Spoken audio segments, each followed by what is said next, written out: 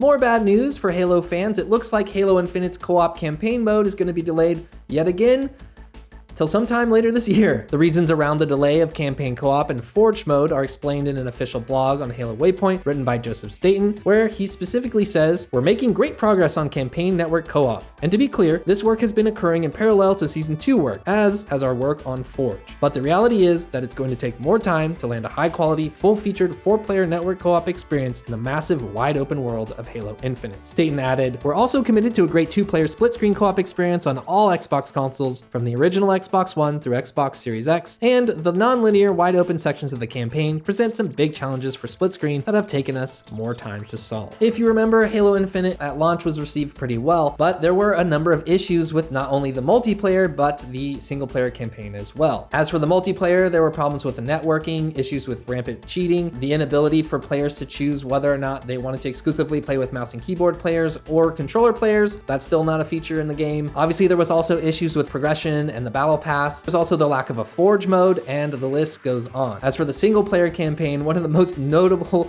features that was lacking was the ability to play with your friends or family in co-op mode. And a lot of people are still waiting to play the campaign until that feature arrives. According to the blog post, the co-op campaign feature is going to be available sometime during Season 2 and before the launch of Season 3. Season 2 for Halo Infinite is going to start on May 3rd and last for about 3 months, so sometime in there. The blog post also detailed a number of other things that 343 is working on to improve the game. The first, addressing issues negatively impacting the player experience right now. The second, completing Season 2 and delivering it as promised on May 3rd. And the third, continuing to work on the campaign co-op, Forge, and Season 3. He also added a note that says we have a priority 0 that undergirds everything we do, namely team health, with an emphasis on getting ourselves into a sustainable development rhythm so that we can deliver great experiences to all of you while keeping a healthy work-life balance. So if you just move along down the blog post, you'll see that the priority 1, addressing critical issues, he's just basically talking about how they have a hot list of fixes. As for Season 2, the blog post announces the official kind of theme and name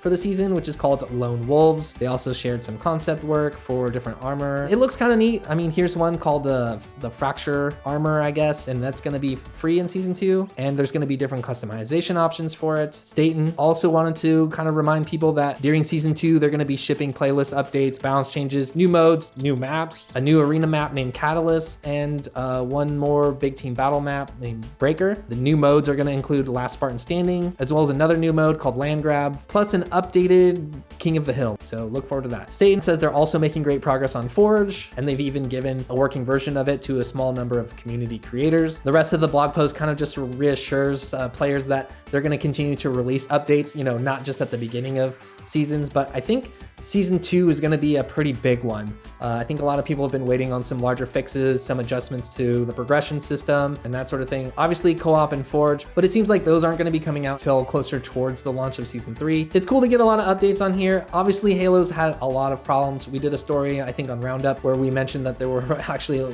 Halo was losing a lot of players. And that's partly, you know, because I think a lot of people have maxed out their battle pass. It's partly because there are a lot of games out right now. So, you know, it's easy to kind of jump away, play something else and come back to Halo when there's actually an update, and a lot of these things get fixed. If you're one of those players who's been on the fence, you know, there's no harm in waiting. Like, this game is just gonna get better the longer you wait. They're gonna add in all these features that were missing at launch. They're gonna add all of these bug fixes, the issues with cheating and, you know, the matchmaking and all that stuff. It's all getting updates and it's all getting bumped. For me, you know, I've still been playing. I just got like a really fun triple kill last night, which if I have time, I'll put it in here and I'll show you. And yeah, I think it's a pretty decent experience at its core, but if those other things have been putting you off, you know, maybe Season 2 is the time to jump in. Maybe even wait longer, wait for Season 3. That stuff's all just gonna get a lot better as we move forward.